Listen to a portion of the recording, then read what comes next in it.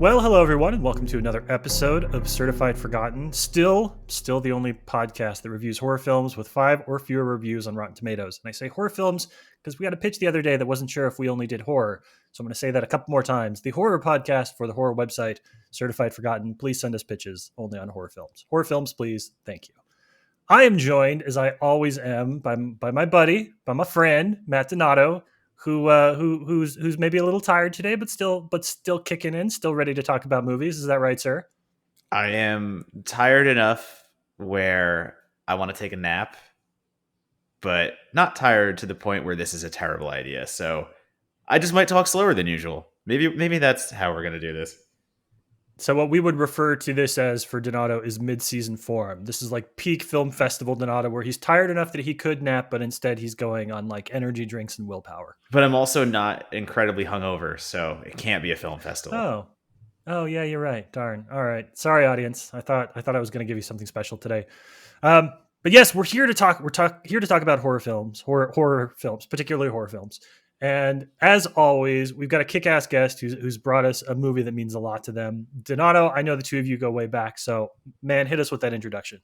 Yeah, I've just been a Twitter mutual for a long time with this person. Have met them briefly in our travels over the Fantastic Fests and other festivals over the years. Unfortunately, not as much as I would like to, because everyone knows that festival life and everyone knows, as Monagle has mentioned before, it's hard. It's tiring. We're all caught with our work and we're all kind of just like going along with it. But the times I did get to meet Stephanie Crawford, I was very pleased with what we were able to get into.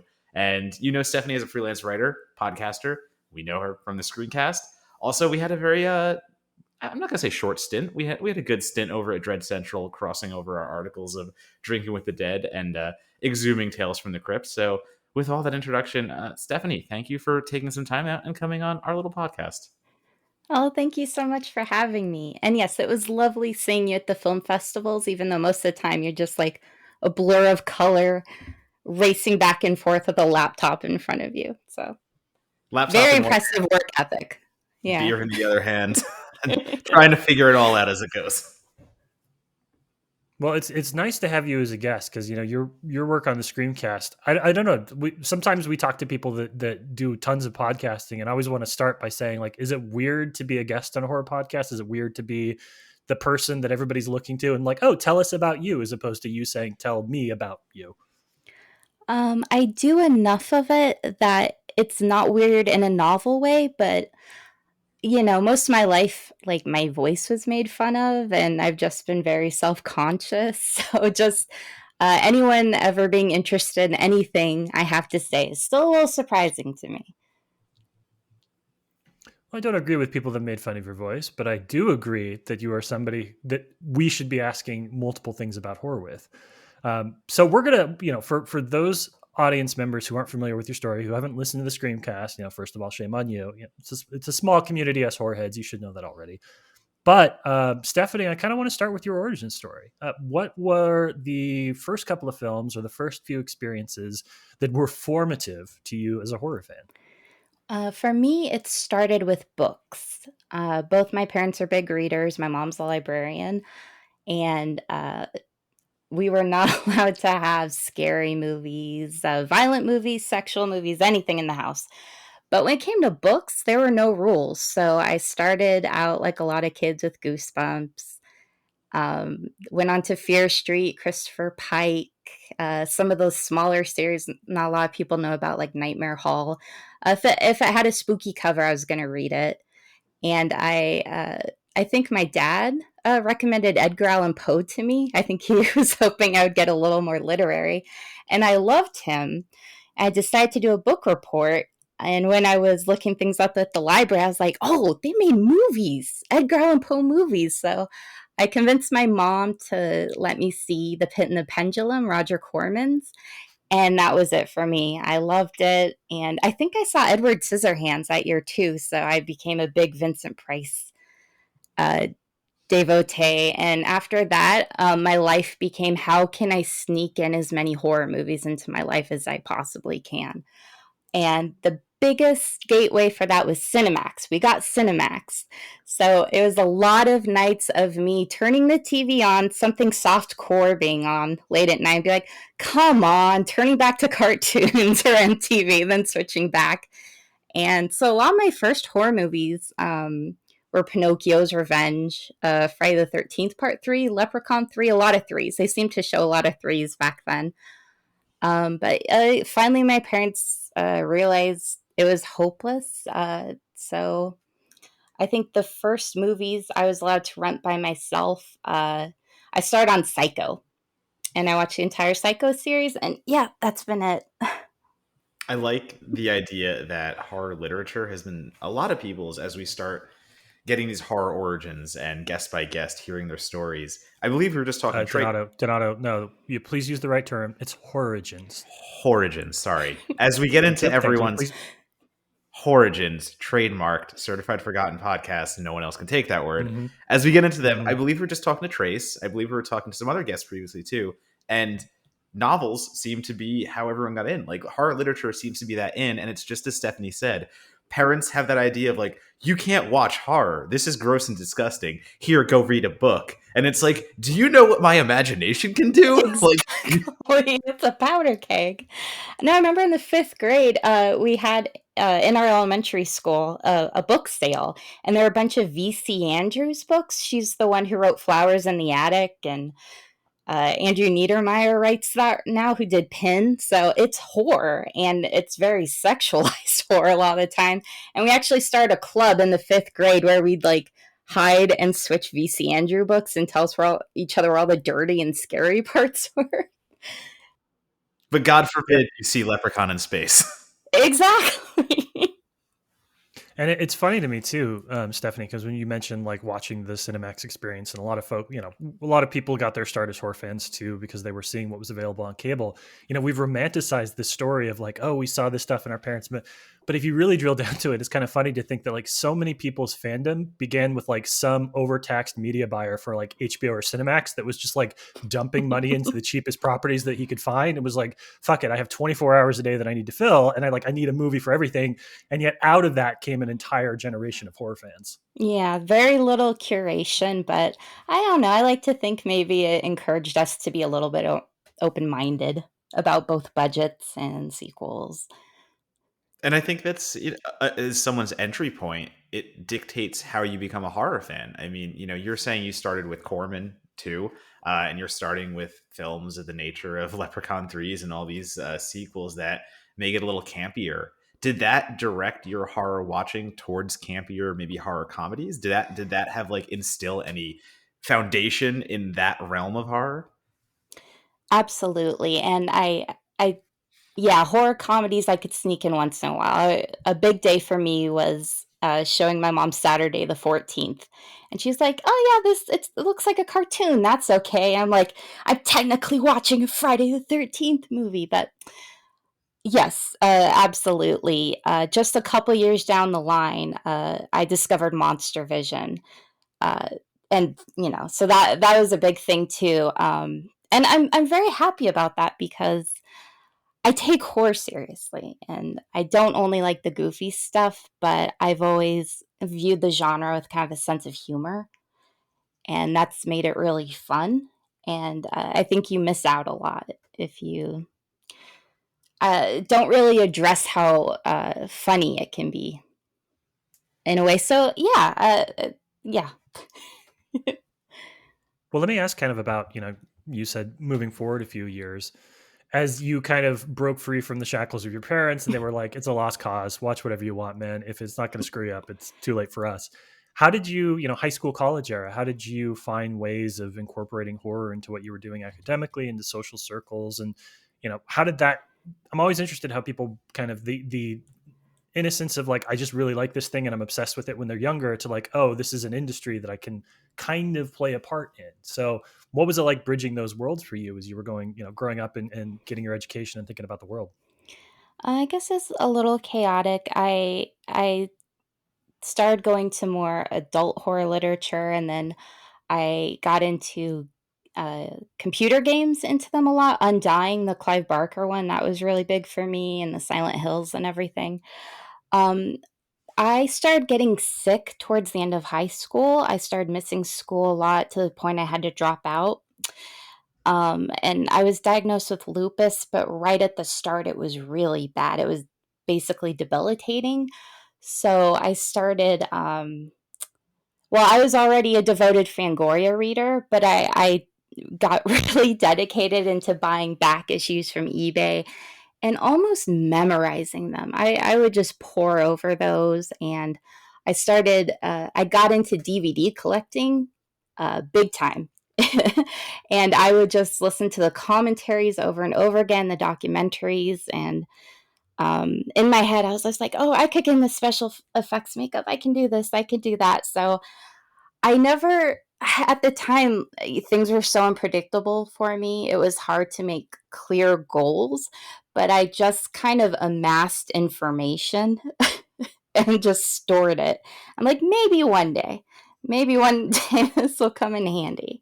And I guess eventually it kind of did. But yeah, and I know it's that way for a lot of people. It was a life raft. It really was for me. And at a time, I felt very disconnected from people. I just had so much fun losing myself into that world. So it was actually, I don't know, almost, I don't want to say a drug, but it's just something I could depend on in a really weird time in my life. And when you, I mean, obviously there was a period there, I'm sure, where you kind of started to dabble with writing creatively, maybe on your own, or starting a website. When did you start to say, okay, I have all these experiences, I have all of this knowledge that I've amassed from these films. Maybe I should start, committing it to paper, metaphorical or otherwise.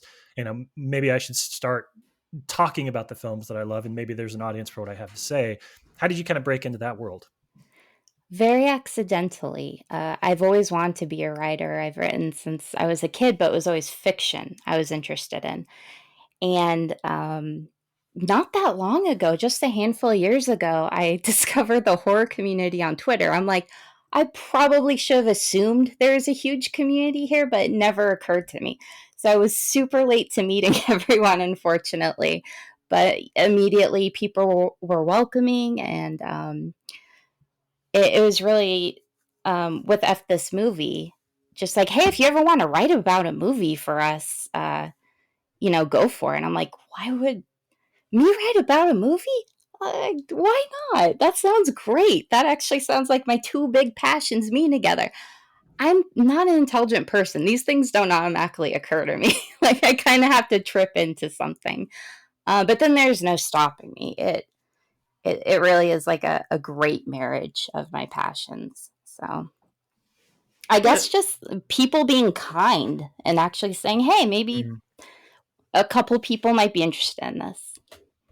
Well, to say you're not intelligent, it would be a tremendous detriment, number one, because if people are coming to you saying, hey, write for our site, we really want your insight here. I mean, that's just a testament to what you do online, to what you do in the horror community, and what you put into, even every just tweet to make things rise above what the normal tweet would be of, hey, I like this movie. All right, that's cool. But all of a sudden, like, you go in depth, you do all these things. And I, I think that very much is an intelligence. I don't think that's something to be ignored. Oh, well, thank you. Um, I'm very enthusiastic. Some people are like, oh, are you a horror expert? Like, not actually thinking that, but trying to see if that's how I think of myself. Absolutely not. I've never called myself that unless I'm making fun of myself. No, I'm just an enthusiast. So every opportunity I get, every time I can be on something like this, it's such a big gift. And it doesn't get old. And I just love talking to people about these movies because, I was alone loving them for a long time, like very, very alone. So getting a chance to share it with people, that's incredible. Well, let me ask as a question to that too. Since you kind of took your independent love of these films and started plugging it into a community, has that shaped in any way your relationship to the movies that you spent so much time enjoying and consuming by yourself? Do you find that now that there is more of a communal aspect to how you approach these films, does that change how you think about them? Does that change how you enjoy them? Does it enhance it? Does it make it worse? Yeah, I don't have the clearest answer to that because if I'm getting sent a screener, I am in a different headspace when I sit down to watch that one, and besides, like, Hmm. buying a Blu-ray that just looks interesting or going to the dark recesses of Amazon Prime streaming. Um, so there's a little bit of difference there, but yeah, because yeah, I there are times I just turn my brain off, but, I have tried to be more thoughtful, more open to picking up connections between films. I've always thought a lot about movies as I watch them and afterwards, but yeah, I mean, I won't lie. There's part of me that says like, oh, how could I translate this to the written word? Like this pattern I'm seeing or this feeling I'm experiencing. So with me, writing is such messy chaos in my head. So Hmm. unfortunately, I don't have like a really nice answer for you. Um, and it probably affects it in a lot of ways I don't even realize. I try to always be fair, though. I'm a Libra. I try. No, I hear you, and I guess kind of the question there that's interesting to me too, is just the idea of like these movies that you thought of a certain way when you went out into the world and saw there were entire communities built around certain titles. You know, there are fandoms. Because for me, a lot of the films that I kind of discovered, I was like, I get this film, right? Like this is a movie that I get. And I went out there, you know, like something like Ravenous, which I discovered in high school, and I was like, Ravenous is amazing. It's a movie just for me. And I got online, and like everybody's like, fuck Ravenous. And so you know, it's interesting to see how that changes how I feel about a movie, knowing that what I thought was just this totally off the beaten path, you know, undiscovered thing. Yeah, there is a little bit of that, but there are these communities that I can connect with and share stories with and talk to about it. And then suddenly it simultaneously like makes it better and worse because like this thing that I thought was just for me for so long is now something I get to share with other people. So I have less of a sense of individual ownership over it, but I enjoy that collective ownership over the title. Kind of thinking about it in terms of that sort of relationship and how it's been to take some of your favorite films and maybe connect a community to them. Yeah, for me, I'm an only child who always wanted siblings. I moved around a lot when I was a kid, so I constantly had to make new friends. I have always been desperate to connect to people with the things I love. Mm, I've never felt ownership over anything. There are films that are really personal to me in ways I don't always feel comfortable talking about.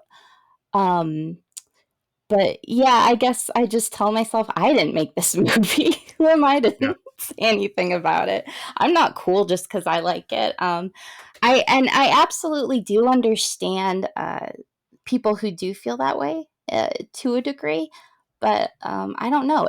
It's a piece of art a lot of people worked on, and I think if you can like log on and see people from all around the world who not only enjoy the same thing, but maybe from a completely different angle than you do, that's addictive. And I don't know. To me, that's a kind of magic. So I've always been thrilled with it. It's the healthiest perspective on fandom I've ever heard. Yeah, and I was gonna say Truly, like no joke. yeah, and I was gonna say coming from a only child background as well, it's I never thought about it that way myself. I've never thought about the idea of how I didn't have anyone for a long time to talk about these things with, and how much I would watch a horror movie. And I'm talking like high school, college, even. We're not even getting into like early Donato because that wasn't me. So high school, college, there was an opportunity there if I had even parents that were into that kind of content. And, if my dad walked down and saw me watching Dead Sushi, his reaction wouldn't be, "What the fuck are you doing?" It would be more the sense of, "Oh, this looks interesting. What the hell is going on?" But like, I had the "What the fuck are you doing?" I had that side of things of I was never going to connect over horror, and I didn't have siblings to do it with. So it actually is interesting the way you put that, because the fandom for me did become more of just finding other like-minded people and sitting down and talking about it. It was the idea that I never actually had that. So all of a sudden that did open a world to say, oh, I can write about horror movies. I can go on horror podcasts. I could do all these things, not only to promote the film, not only just to be involved, but I just never had that opportunity for so long. So that might actually fuel a lot more of my excitement and a lot more of my ambition than I ever really gave it credit for. I feel like we're working a lot of things out today, guys. This is good. I'm proud of us. Well, I was young and arrogant, and I lost a lot of that. So I don't feel like I have ownership over anything anymore, and I'm healthier for it. Um, but before we talk about the movie, last question I want to have is, Stephanie, the Screamcast has been around since 2005, right? Celebrating its 6th anniversary this year. Does that sound right? Yes, this sounds right. Awesome. Wait, So 2005 or by 2015? 2015. Sorry, 15. 2015. I had that wrong in my head. But by podcast standards, that's ancient, right? That's royal. 2015 is it's pre everything. So how did you get involved with that, and kind of what has that journey, since that's come to mean so much for so many people, what has that journey been like as one of the, founding fathers of the horror podcast scene? And you'll have to take the compliment because that's what it is. Okay, well, it's actually not my compliment because I came in later. Um, Shonda Rhimes started it, and a lot of people don't know that Brian Sauer was a co-host at the start, who does Pure Cinema and Just the Discs. And yeah, it's just had a great rotating thing. Brad Henderson has been on there for quite a while. Um, uh, I joined in when BJ Colangelo was on there, and I did I think it was 2017. I guested on an Argento episode, and afterwards they asked me if I wanted to be a co-host. So I am riding their coattails. I did not earn their reputation at all. Everyone else did all the hard work and they laid the groundwork, but I'm really proud to have a small part in it. Well, I mean, it's also a testament, though, that you've been on a podcast this long with Brad Henderson, and I've known Brad Henderson long enough to know that congratulations for sticking around that long. Oh, Brad, if You, you're listening, sorry, buddy. oh, I can show you our group chat, okay? And no, Matt Donato's right about this. I love Henderson so much. No, but it's great. I finally have brothers now, and they do drive me crazy, and it makes me so happy. I finally have that dynamic. And there's one thing I'm going to continue to give you credit, even though you joined in 2017, because it's one thing to start a podcast. It's really hard to keep it going. Like, we have seen so many good podcasts come and go and die, and whoever is involved and is able to keep it. It's 2017 to 2020, 4 years of this for you. It's so cool that there are people out there that are continuing to make these things sustain and work, because it feels like, the statistic of, like, what is it? Hundreds of podcasts start every day, thousands of podcasts are started every new year, something like that. And it's good to see that there are quality podcasts that can just continue to be good, and continue to deliver the kind of content their audience likes. That's no small thing in and of itself. No, and thank you. We actually called it quits last year, and we did some commentaries because we still wanted to work together. But then one day in the chat we have, Brad's just like, "Hey, you guys want to bring Screamcast back?" And we're like, "Yeah," and we're back. So that's it was that casual. So I don't know. It's cool that we can jump back into it. I don't know how often that happens, that we just restarted it that easily. But no, I admire people who can keep things going, and I'm feeling it for this one with you guys. I'm feeling it. We're trying. We're doing our best. We're trying. We're breaking the 30 mark. We're in 37, 38 territory, 39 possibly. So, I mean, listen, this is longer than I even thought it would go. And it's not a diss on anything here. It's just the nature of podcasts. No, it's exactly what Monagle said. We all have these great ideas. We all have these, I can start a podcast. This is easy. How many times have a group of friends been in a bar drunk being like, it'd be awesome if we just started a podcast? And yeah, that is kind of a stereotype, but in the same nature, it takes work. It takes hard work. And when you find something that does stick, find something that works, don't worry, Monagle, I have no thoughts of abandoning anytime soon. That's not to say that. It's just, I'm impressed. Please enjoy our final episode of Certified Forgotten. Hey, no. Listen, that's what I'm saying. Like, if you can get a year, that's one thing. If you can get 5-6 years, that is just a tremendous thing. And again, I know how busy everyone on the Screencast is too, because I play Call of Duty with Brad Henderson probably like 5 times a week, and I know the billion projects he alone has going on, and then everyone else in that group, you included, obviously. everyone has so many things going on. And just what you said, a testament to it is Henderson being able to be like, yeah, let's bring this back. On top of everything you all have to do, you're still coming back with it. And, you're received immediately. You have filmmakers jumping on. Like your first episode back, whatever. Didn't you have like Joe Lynch literally just like, yeah, like let's do this? Yeah.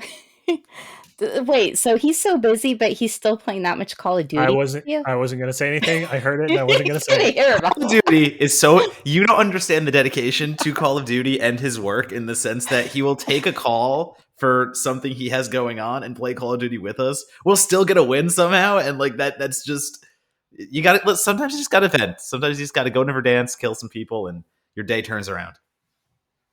I think a year after COVID, nobody can judge anybody anymore what they do on Zoom calls within reason. We've heard some stories, but for the most part, if you can get the work, if you're on a phone call, Zoom call, and you're going to play some Call of Duty, why not, man?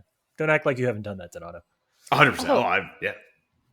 Do you guys mind if I move you and I can play some Fallout while we talk about this? Like, I know you guys are so loose. This is great. Just push the screen to the side. Yeah, we'll just put this. Go on Twitch, live stream this, and then we'll do the audio. It'll be a special live show. There you go. Well, we are here today to talk about a very, very special movie. So when we come back, we're going to jump into Mike Mendez's The Convent, and we're going to hear why Stephanie immediately picked this one for the podcast. So when we come back, it's Convent time.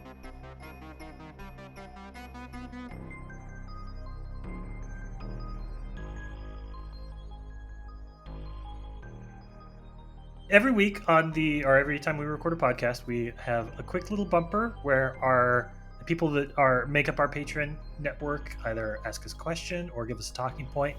And we have a fun one, I think, today that you were going to share. So let's hear it. Sure thing. We have Mr. Ian to start us off, one of our fantastic Patreons. And Ian wants to know a very simple question. It's a two-parter. What horror movie and what non-horror movie are you each most looking forward to this year? So I'm going to start first, just because I have it off the top of my head. I'm going to start with my horror movie, and I'm going to go with The Conjuring, The Devil Made Me Do It, because here's why. I think this is redemption for Michael Chaves. I did not love The Curse of La Llorona. I did not love what Chaves did there. I feel like it was I feel like he was trying to imitate James Wan instead of kind of taking his own way with one of those films. So to have Chaves come back and do a Conjuring film, and to see those first images where we get an opening possession, getting right to the nitty gritty of, there's some contortion, there's some nastiness going on there. I feel like this is Chaves' comeback, let's say. And whether you liked Curse of La Llorona or not, I mean, by all means, if you did like it, all power to you. But for me, at least, this is Chaves coming into his own, and that's what it looks like, at least. So I'm now, the hype train has left the station for the next Conjuring film. Plus, we just don't do enough like police procedural horror films, right? Like there are some, but every time that a horror movie kind of mashes up two things that don't get put together enough, that's reason enough for excitement. Which is funny because I'm rewatching all the Saw films right now currently. Yeah, have fun with that. Monocle. All right, so that was your horror film. What's your most anticipated? Or do you want me to do my horror film first? I could do my other one. I'll jump into it. I was going to let you go. Let's hear it. Let's do both. Cool. All right. No, so two Donatos. Two Donatos in a row. So my other most anticipated non-horror, I'm going to take The Suicide Squad because James Gunn needed to make a Suicide Squad movie. I feel like he has the best grapple on any kind of outcast storytelling, any kind of anti-hero, the people you count out and discredit. James Gunn is going to do the best with them possible. And that is not to say David Ayer failed monumentally. I think there were lots of issues with the first Suicide Squad movie. I feel like I give it more credit than a lot of people do. It's still not a good movie, do not get me wrong, but I want to see James Gunn's Suicide Squad so very badly because he has already taken all of the weirdest, quote-unquote weirdest villains you can find. The Polka Dot Man, you have Weasel.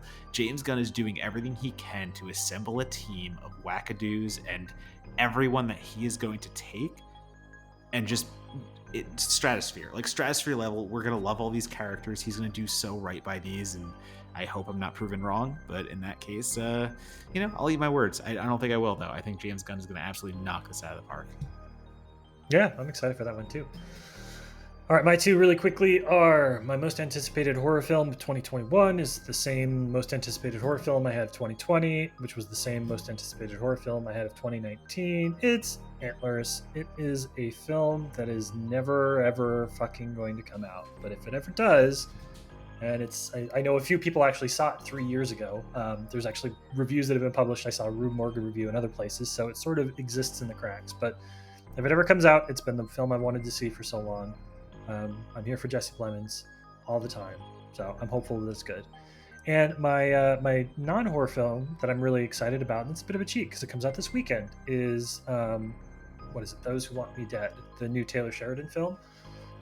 Loved Wind River, Hell or High Water, Sicario, just starting to get into Yellowstone. I'm a bit of a Taylor Sheridan freak, and the fact that they apparently didn't give out any screeners, and the fact that it is embargoed as of all the way through Thursday night, not super confidence building there, but my boy hasn't led me astray yet, so I'm hoping this one will be good. I am pro Taylor Sheridan, all the things you have named. I have not gotten into Yellowstone. I have seen it advertised numerous times while I'm watching TV in the morning on the treadmill, but I will get to eventually. Sheridan just does great. I mean, Hell or High Water alone, the first time I saw that, I was just blown away by it. I think it was one of my favorite movies that year, so I'm very into hearing your thoughts on this because I will not get to it this week. I'm already buried in Army of the Dead and Spiral and all those things, so Sheridan's going to have to wait. Yeah, I'll let you know. I got tickets for Saturday night. I'm very excited. And then my thing, this week, this Thursday, May 13th, it's my mom's birthday. So Marilyn Monagle, if you are listening, which I hope that you are, I want to say thank you for instilling in me a love of all things horror. Thank you for all the weird, terrible horror movies that you've made us watch over the years. If you have an opportunity to celebrate my mom's birthday with me, just go out and watch a John Carpenter movie. Those have been her standbys for a very, very, very long time. Go out and find some 1950s creature feature that she would have watched growing up. This is kind of the way that she instilled a little bit of love for me in horror, especially as I got a little bit older. So we shout out the same month as Mother's Day. We're going to shout out my mom for being a patron, for supporting the podcast, and for giving birth to me and allowing me to exist, and making sure that I had an education and all those other boring things too. But mostly for the $10 that she gives us every month for this podcast. That's the most important thing right now. Hey, it's more than my mom, and I hope my mom hears that someday. So I will gladly watch Ghosts of Mars in your mom's honor on Thursday. I will gladly do that. All right, that one goes out to you, Mom. And with that, we're going right back to the show.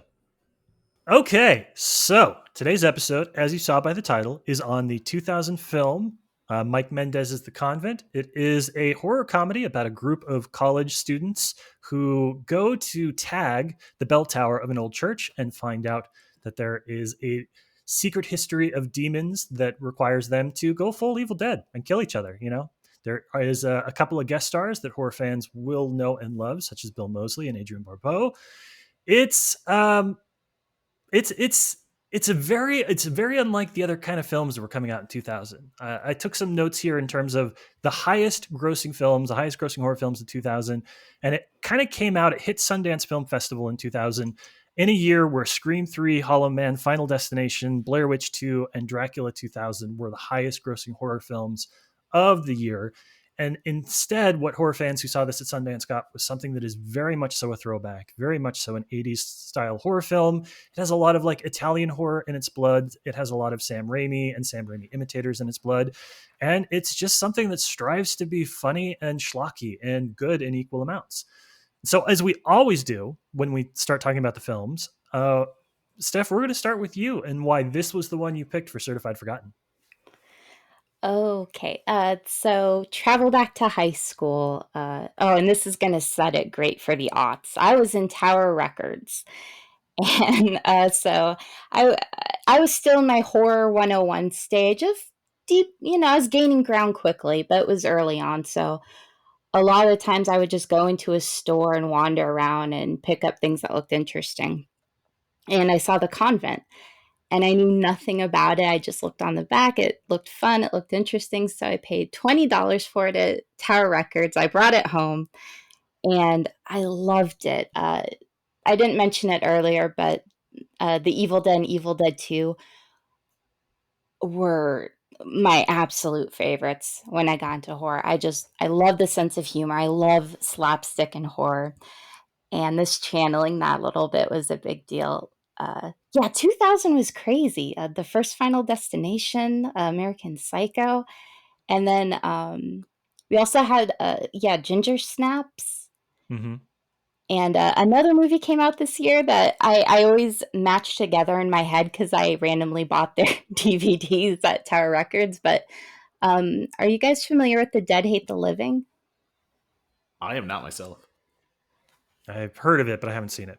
Okay, so that it was released by Full Moon, and it's from Dave Parker. It's very much a tribute to Italian zombie movies, especially Fulci.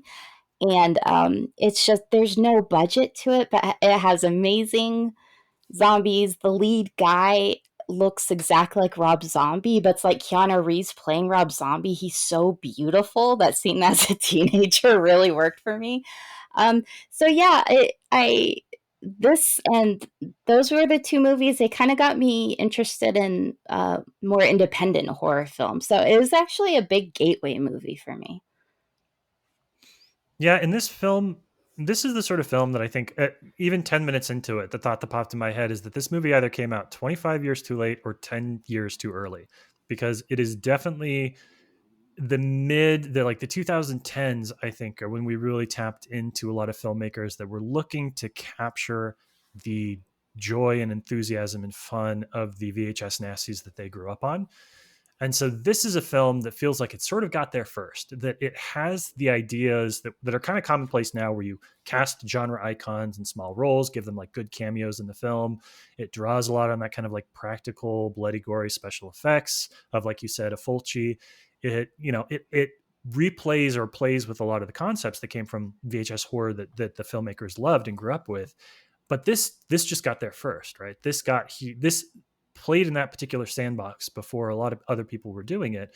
And I think it makes it a really unique experience, because you're seeing something that's sort of caught between the movies that it is homaging and the films that would come later that would like take this and dial it up to 11 and really like basically try and recreate those beats. So it's a fascinating little thing, and it's strange to think. I had to remind myself multiple times that this is a 21st century movie, because there were, like it was just like oscillating as I was watching. I was like, oh, this is no, that's right, this is 2000. So this nope, this is the year 2000.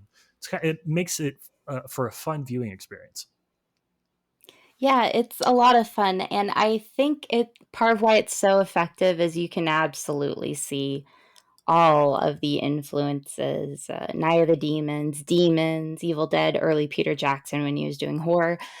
But it makes its own. It's not just a machine referencing things. Yeah, I think the energy on this sells most of it, and it's okay. So a lot of people will call things dated as an insult. And I hate that because I love dated things, because I feel like it's the only functional time machine we actually have, where you can see what things are like back then. And to me, this just has like all the great trends of like that super fast filming style for the bad guys and all the neon. And um, so on one hand, it's this really great, like, yes, this was the year 2000. But on the other hand, you're right. Like it was one of, I don't know if it set a template, but it was definitely one of the early influencers where it's like, you can kind of weave all this stuff together, all this stuff you're passionate about, and just make it your own and go from there. Well, I think it's interesting to bring up the dated conversation, especially. And I'm kind of with you. I like when something is a throwback. And very much what Mendes is going for, as you have both said already, is entirely a throwback. When you're watching a 2000s movie that is playing, as you have both said, like an 80s midnighter, and is doing so with the same quality that you might find on a VHS tape. So immediately you're watching an early aughts horror film, but you're transported back to the 80s in visual style and aesthetic.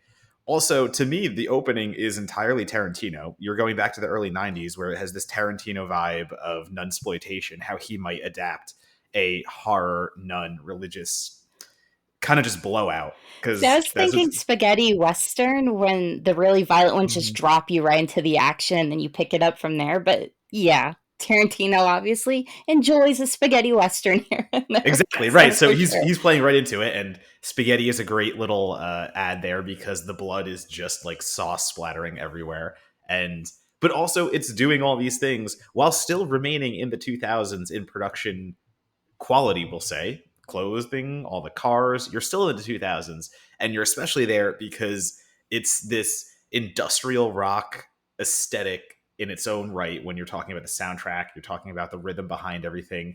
It's anything you might find in like a goth club at the time, and almost to this like Blade extent where it just feels like industrial aughts metal horror in your face, but it looks like 80s midnighter schlock cheese, and it also still to me carries that like Tarantino sensibility about itself, and you don't at any moment you're looking at something you don't understand fully. Like, at least for me, you're like, how did this work come together? And a fun little tidbit is the only review is from Eric D. Snyder on Rotten Tomatoes. He was at Sundance to see it. Eric has been doing this for long enough to be doing that, and he's been doing it very well and like representing horror.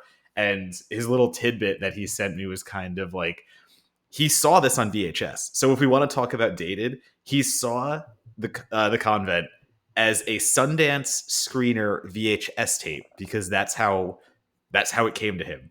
So if we're talking about like a movie that came out, whether it was too late or too early, it was caught in this in between of 2000s VHS abilities. I don't even know. That's pretty fitting. It seems like.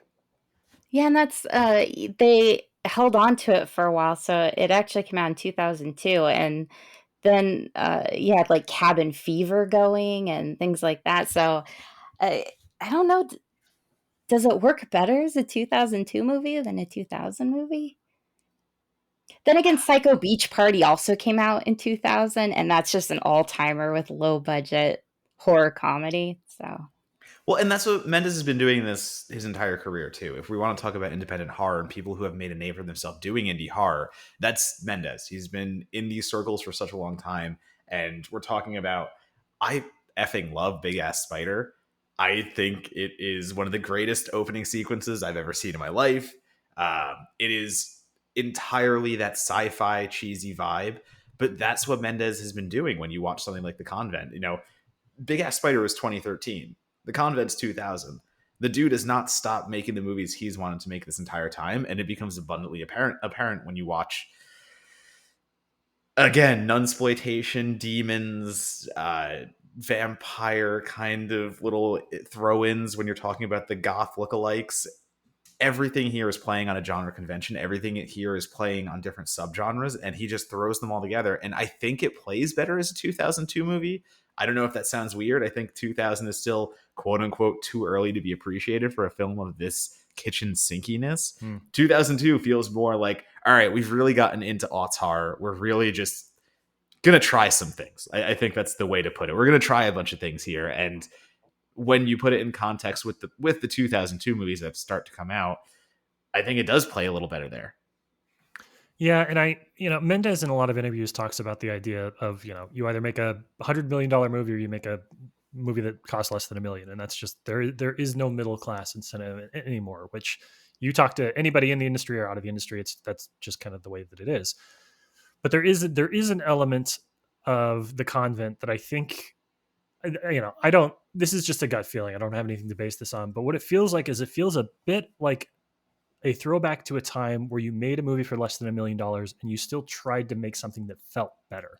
And I think a lot of filmmakers now, this is generally speaking, and don't want to disparage anybody who's doing great work at like $100,000 a pop, but I think a lot of filmmakers now that kind of work in that lower budget range, they've realized that there isn't a lot of upside for some of their work to like try and really make it look like it's that $100 million. There is an audience for films that are cheap and are kind of okay being cheap. And I don't mean cheap in the sense that they're not trying or that they're not talented, just like that they're inexpensive and that you can tell that they're inexpensive. I feel like the thing that's kind of happened over the last 10 years is the appetite for that. You can think of like the earlier Asylum films or some of the direct to sci-fi stuff that happened.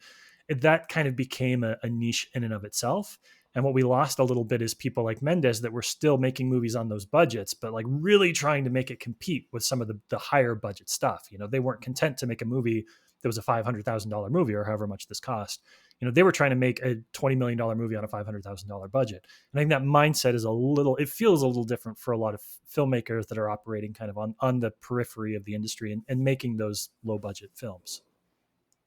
Yeah, that's a great insight, because yeah, B movies at a time they really were the middle class of filmmaking. You know, you might even though you didn't have the money, you definitely had the pretensions of, in the best way possible, of aiming higher than that. I think around this time, even Julie Strain mentioned that B movies were completely dead because she was working with Wynorski, like 3 days shooting, like $5,000 budget, and just kind of saying like, we really shouldn't have to be forced to do this just because we can't bankroll kind of an A picture. So yeah, the digital and streaming has helped out with that a little bit, but it definitely is a time where you could see these things shot on film, kind of straddling that.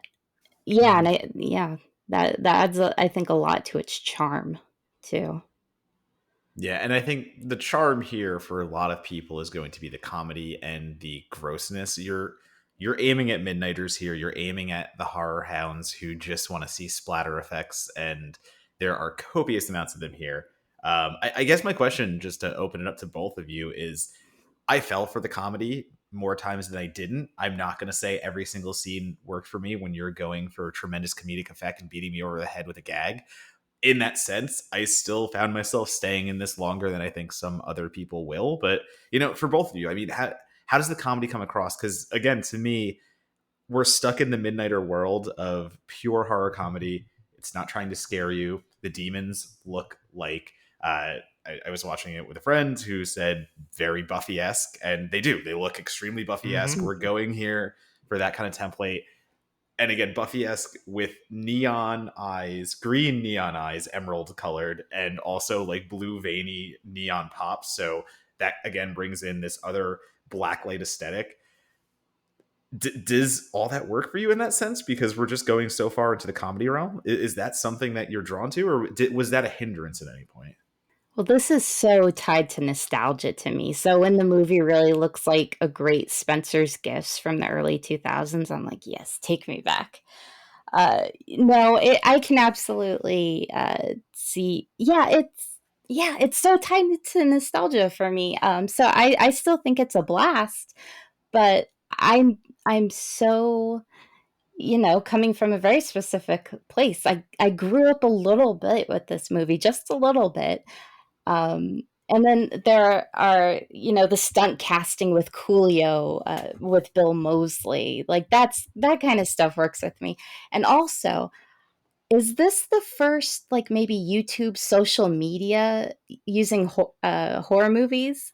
Because, okay, we have Liam Kyle Sullivan in this, who everyone knows is Kelly from the early YouTube years. Give me those shoes. Okay, you know that song. You both know that song. I know you do. We very much do. And then Megan Perry, who is the goth girl, she played Heather the Vampire in those, and she got her own spinoff. And she was a vampire on Buffy the Vampire Slayer too, by the way.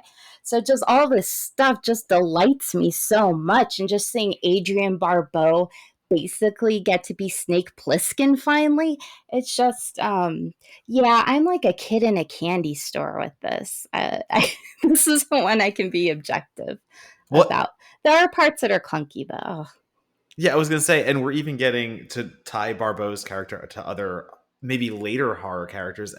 That's early iterations of Laurie Strode that we have now seen in the newer Halloween films. And when you look at Barbeau's character and at the point, we have a character running to the house, seeking the help of the original survivor and veteran, screaming, "Please help us." And you get to see these glimpses of Barbeau's character's house. there are surveillance cameras. Like, she's obviously been like preparing for this. She's obviously been being a survivalist and being like, I have to basically handle this someday.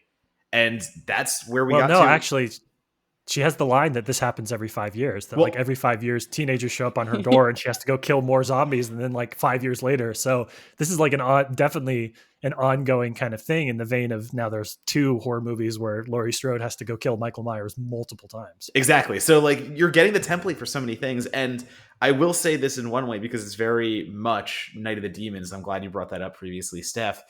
I also found some very, very similar, very deep similarities between the Night of the Demons remake in this film, in the sense that I know that indie horror circles are very close in times, and I'm sure there have been influences throughout the years as indie horror directors come up with one another.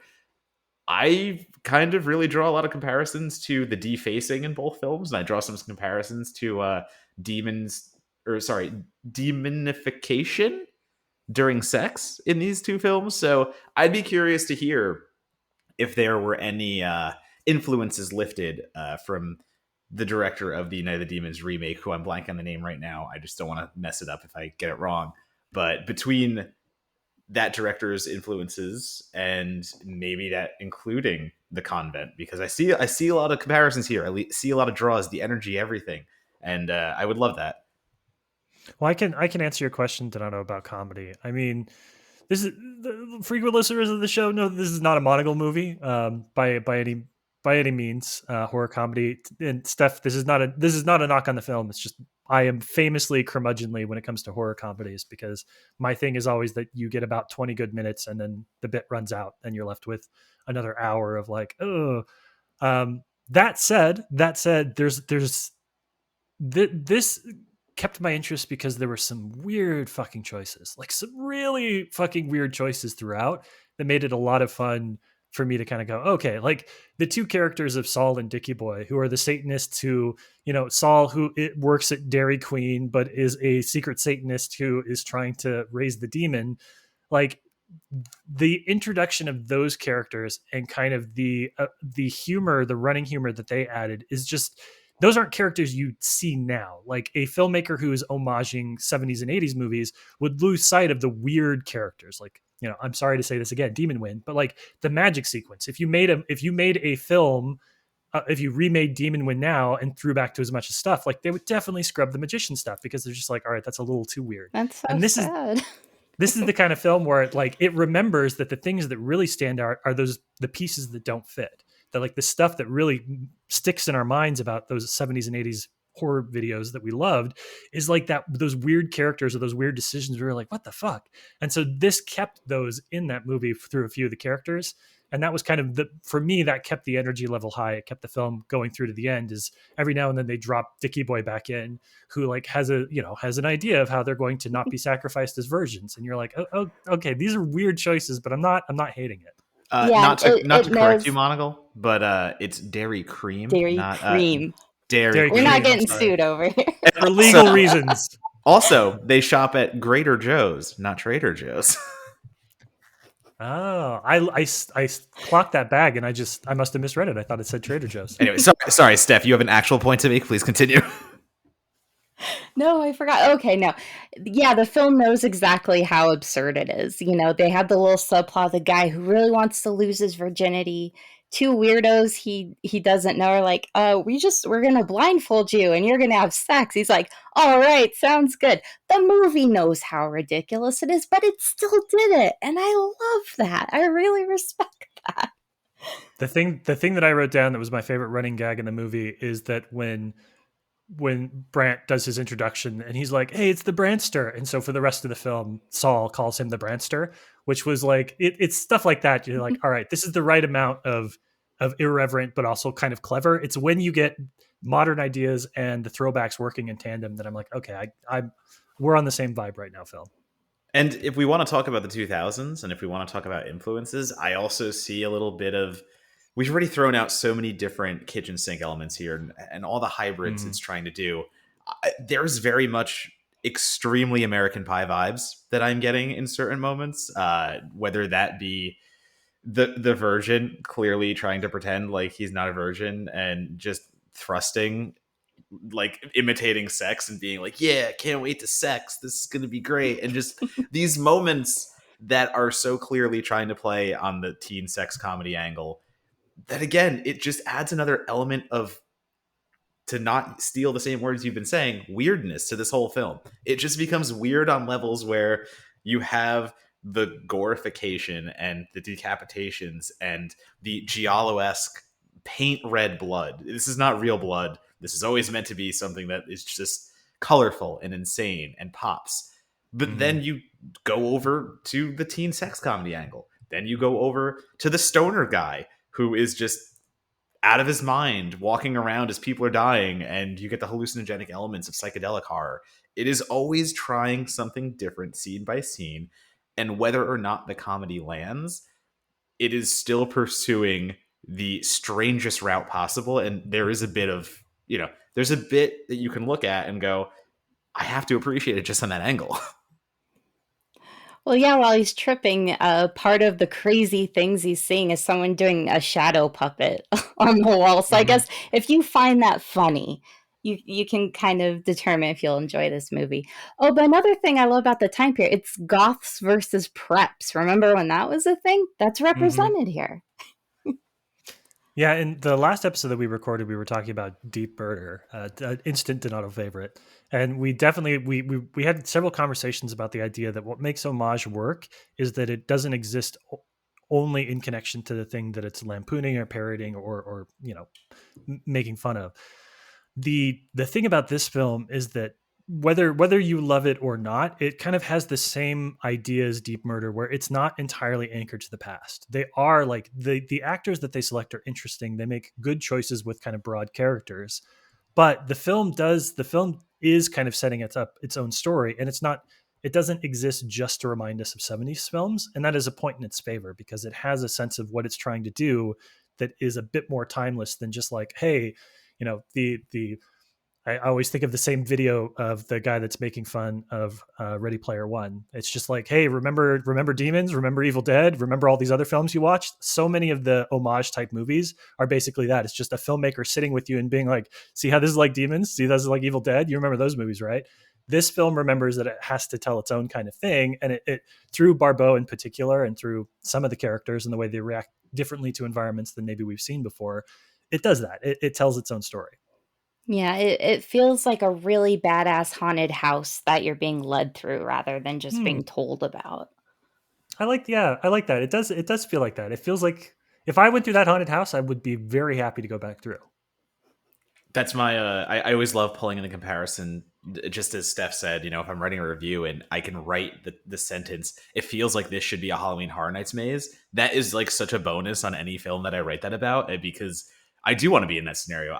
If I'm watching a movie like Annabelle Comes Home and I walk away going, yeah, that just it's primed for a universal maze, like, of course, like that is only a testament to the fact that Annabelle Comes Home does a great amount with creatures, and it just leads you through the haunted house, and it knows what it's there to do. And I very much think the Convent in its own way is exactly that, because it just wants to put these characters into a convent that is rife with possession, and how you get possessed, whether that be through sex or any other means, it's going to happen. We're going to get these characters in nun outfits. We're going to make them all look dead and Buffy-ish, and we're going to have a blast. And that's exactly what they do. And it is down to the fact that you have Coolio berating teens for smoking marijuana, or you have the great goth moment of the goth is just, confident, independent, doing all these things, and you get the prep yelling from the Wearing side. a black tutu and saving herself from Marilyn Manson. That line, I was like, well. yeah, yes, that was dated in a way that we don't love. But you get the great line of the prep cheerleader, because of course the cheerleader's still dressed like a cheerleader, screaming the line like, "Get in, Lesbo," and all the goth is like, "Oh, Lesbo, that's me," and just the little hint of that line and the confidence in her delivery and just like the "fuck you" attitude. It does those things right. The attitude, the energy, as we've said over and over again, it's right there. If this film had less enthusiasm, where I don't mean this to be a negative, but it very much feels at times like, I don't know if you guys ever played like mini golf in one of those like blacklight environments. shit's cool. Yes, Like Loco exactly. Falls in Albuquerque, the best There you place go. ever. There you go. So like that is the vibe of this movie at times. And again, that is not meant to be a negative. It's meant to be like, no, we're just going to build this crazy ass environment where you're going to look around and it's neon shit everywhere and you're going to have fun. Yeah, no, that's the Convent. No, it clearly was made to be a fun movie, and it is. If is trying to say some deep things about abortion and organized religion, it'd be a complete failure. But thankfully, that's not what they were going for. It's there. It's there if you want to look for it, but it is not the focal point. Well, you don't need to look for it. It kind of gives it to you, literally on a platter. Oh, that's one of my favorite things. Her legend being like, "Oh, they aborted your baby, and that's why they're." And like, no, he's a civil engineer in Peoria. He's fine. That was such a good line. That was a great line. I wrote that line down. Well, that's something that I think, there are. I should come up with a phrase for this because it instinctively makes sense to me. It's the idea that like there are actors in movies like this that you look up because like you pull up IMDb while you're watching the movie and be like, I wonder if this person did anything else, because they get you a little interested. There are many actors I've never looked up, and millions, probably 99% of a lot of the actors I see in horror films, I'm like, oh, okay. But when you watch something, and it doesn't mean that you thought they were outstanding, it's just like they were talented enough for you to be curious. There are a handful of performances in this film, in particular Megan Perry, who plays Mo, the goth girl. Like, she has such good line readings in a couple of different places that I looked her up. I looked a couple of these actors up because I was like, what else did they do? Because this is some good work. And so I think that's kind of one of the biggest benefits of this film, is that it has the sort of actors that like you IMDb to the side while you're watching the movie, because you're like, that was good. That was good too. Did this person do anything? They didn't. Oh, that kind of sucks. And it's like it's a very short emotional journey, but you definitely feel, when you look them up and don't see that they did a ton else, you're actually a little disappointed because you enjoyed them so much in the thing that you were watching. Yes, I think it's very selfish of the actors not to do more. So I would just like to put that out there. I agree. Just Clearly, get it we together. should all quit our day jobs and become casting directors. Yeah. Like, don't touch our hearts and disappear. Come on. Justice for Mo. Do not erase the fact that Joanna Canton was Fez's love interest on that 70s show. So come on. I'm sorry, that's true. I shouldn't have done that. Yeah, when I clicked on that, it said best known for. I was like, oh man, because she was so great in this movie. There are a couple of people that are really killing it here, and I think that's almost, I almost have to ding the movie for that, because they turn some of the better characters into zombies pretty early, or demons, and you're like, no, I wanted to see more of that person. Like, they were really crushing that role. They were doing such a good job with it, and then they're just a demon for the rest of the film. It's sort of like, oh, couldn't we have turned that other person into a demon, because they weren't doing that great. It's a little thing, but when Mo is the first one to go, spoiler alert, I was like, God damn it, I wanted like at least 20 more minutes of her. And what's hard is, oh god, nope. No, sorry, just, do we think maybe Mo should have been the final girl? I mean, yes. I think so. That would be, if I made that movie, Mo would have been the final girl. And I think it must have awakened some sort of like secret goth, wannabe thing that I had, because I was like, yeah, Mo, you fucking got this, man. Get them all. Well, if anyone was going to take the torch from Adrienne Barbeau's character, I mean, it's going to be Mo.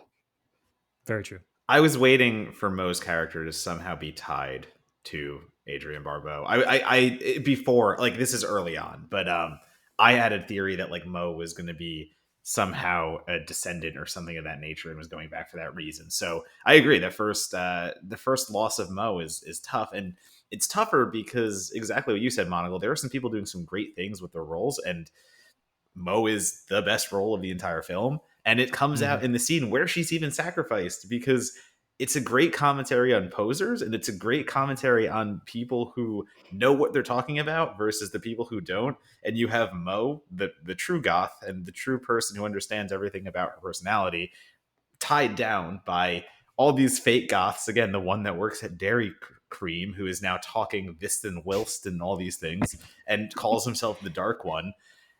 It's a brilliant little section on posers, and it's a brilliant little section on imposters and things of that nature, and it has some great commentary. And then you just lose Mo in that moment. You lose Mo right as she's doing her best work, and you're like, I love this character, I'm in love with them, and now they're a demon. I do think it's a little bit of a negative. Still, though, then we get Demon Mo, and listen, the action is not great in this film at sometimes. Obviously, there was a little lack of stunt coordinators, and we had to do a lot of cutting around to figure that stuff out. But I still kind of did like Demon Mo. I wanted more of Human Mo. Demon Mo is still a thing, though.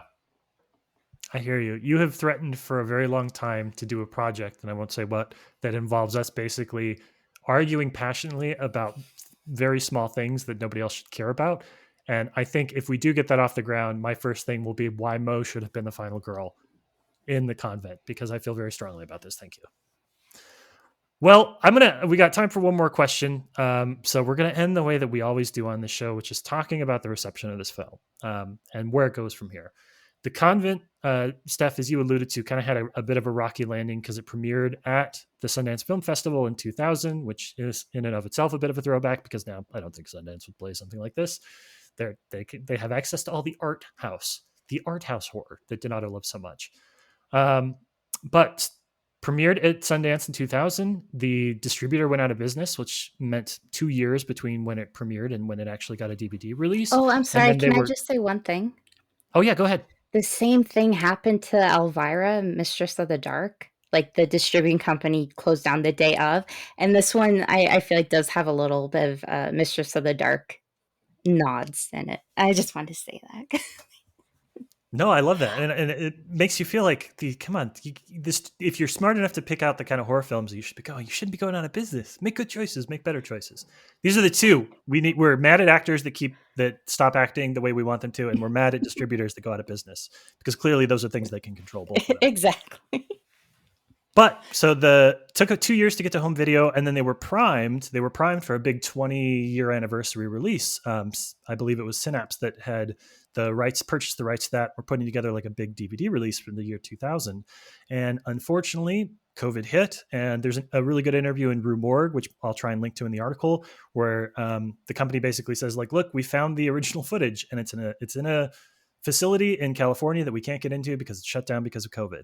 So this film, if you look around, if you read kind of around the internet and look for folks that are writing about it, it's gained a bit of a following. There's a critic named Corey Dana who wrote a 10-page feature on it that includes interviews with all the various cast members in a zine called Exploitation Nation. And it kind of it keeps bumping up against this point where it is a bona fide cult classic, but it's these distribution issues that keep popping up and keep hitting it and preventing it from really getting over that hump. So my question is, since we know that Synapse has the rights, is a Synapse release for The Convent the thing that is going to make this sort of like a household cult horror film? And Steph, I'll start with you. Oh, I mean, I certainly hope so. It can only help. I mean, how many people discover Demon Wind thanks to Vinegar Syndrome, So, unfortunately, I've never been good at predicting the popularity of things, but like you said, it hit streaming a couple of years ago, and I just started recommending it to people. And I think the worst I heard back was like, it was silly, but it was okay. It was pretty fun. That was the worst I heard back. And with horror movies, that's pretty amazing. Mm-hmm. So yeah, I think it has a really good chance. And also I'm selfish and I want to own that Blu-ray. So yes, it makes so much money for Synapse. They won't even remember Suspiria. So yeah. No, I agree. I'm jumping on that bandwagon, and just to the sense that I tweeted out earlier, as I watch these films, I just tweet them out and say, I'm watching this film because of this guest, and just to drum up a little bit of talk, should we say, for our episodes coming out. And the first 3 tweets back were one was Ted Gagan, who we all know Ted, and Ted has been on the show talking about Zombie Ass, Monogle's favorite episode. But Ted's first thing was holy shit, is this on Blue? Did you find this on Blu-ray? Because I need to own this. How are you watching it? And of course, my answer immediately is it is a quote unquote restored version on Amazon Prime. You can watch it for free on Tubi and IMDb, but I am happy to pay the $4 to rent it and give Mike, 30 cents of my rental, I guess. But there's obviously an immediate desire to see this thing on Blue, and you have horror fans, not just general public. The horror fans are immediately wait, what the hell?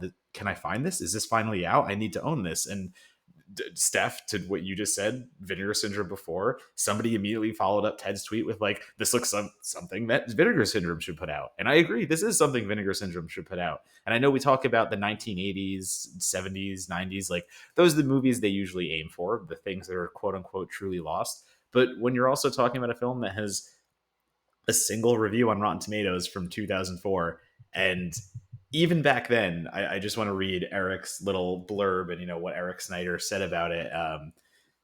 This is his big thing, to stress everything that we have been talking about the gore, everything about it. Eric's big takeaway was end the blood.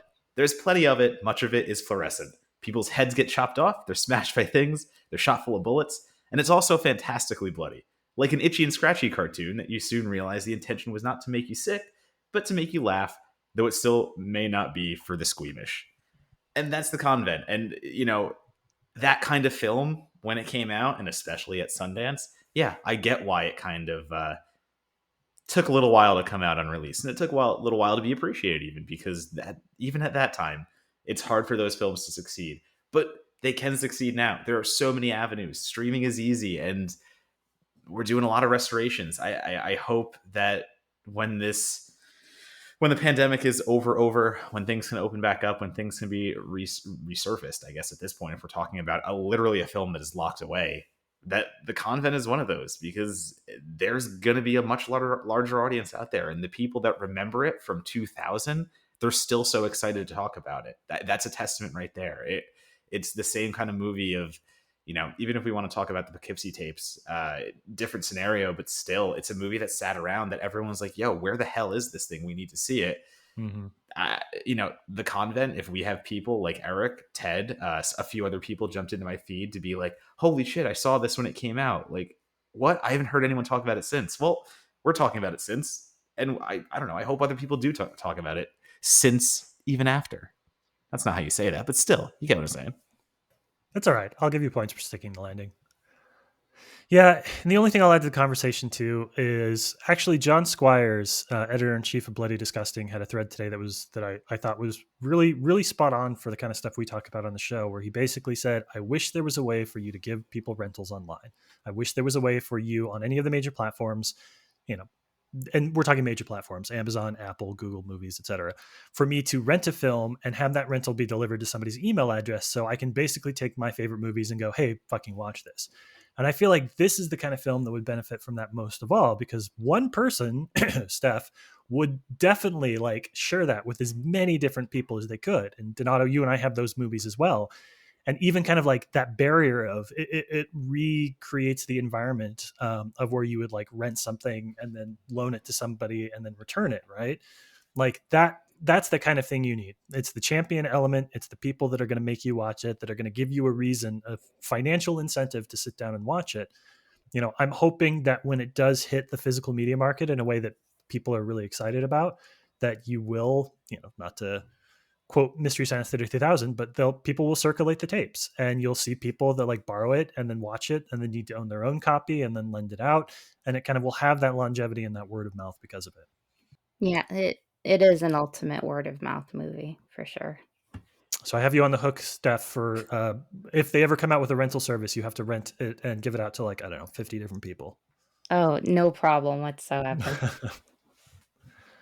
All right. Well, that is it. That is our show today on The Convent. And I want to say thank you, Steph, for joining us on this adventure, for talking all things nuns and guns.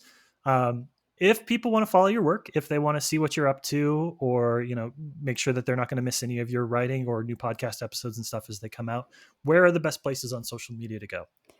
You can follow me on Twitter, where I'm Scrawfish, and I have my little blog website linked there too. Awesome. Donato, where do people go to find out about you, friend? Well, since no one knows how to find me, and this many episodes in, I've never said this before, you can find me at Donato Bomb on Twitter, Letterboxd, Instagram. That is pretty much all you have to do, and you will find where I'm writing, what I'm writing, when I'm live streaming, where I'm live streaming, and everything else that we do. Also, I will say it first before Monocle does, because, I don't know, I feel like we just take turns doing this. Certified Forgotten. We have a Patreon. We have a website. We got lots of things going on. So please do find us, subscribe, donate if you can, if you want to, become one of our board game players, make us review things of that nature. and yeah, just see the cool things we're cooking up, because I might be biased, but I just think we are the best up and coming website on the internet. I have heard in the past week from a few people that sort of quietly reached out and been like, you guys are doing pretty good work. So that's really exciting to hear when other writers are basically like, hey, nice job, Walter. I'm like, all right, my name's not Walter, but thank you. As for myself, you can follow me on social media at LabSplice, LABSPLICE. But definitely, like Donato said, follow the two of us on Twitter, if only because we're going to be sharing everything that our writers do on the website. And with some of the articles that we have in the pipeline, oh man, some of the articles we have coming up, these are films that nobody's writing about. And if they are, fuck them, because our stuff's better. So just going to throw that out there. Unless Steph wrote about it, in which case that's good too. Thanks. Is that the way you promote? I don't know. Is that how a good editor promotes? Make sure their you writer's belittle work? everyone else and only support us. That is exactly how you do it. Okay, just making sure. Fuck you guys. I'm going home. You're cool. You come too. That's the certified forgotten ethos, I think, in a nutshell. Well, Stephanie, it was great to have you on the show. We want to say thank you so much for bringing us this film so we could take a deep dive into it. And I'm sure that this is not the only film you have with 5 or fewer reviews that you can think of. So we'll probably have to have you back on sometime soon to talk about something else. Yeah, I don't know what you're implying there, but it'd be a pleasure and an honor. Thank you so much. Donato, take us out, sir. Demon nuns. Weirdly appropriate. Yeah, right.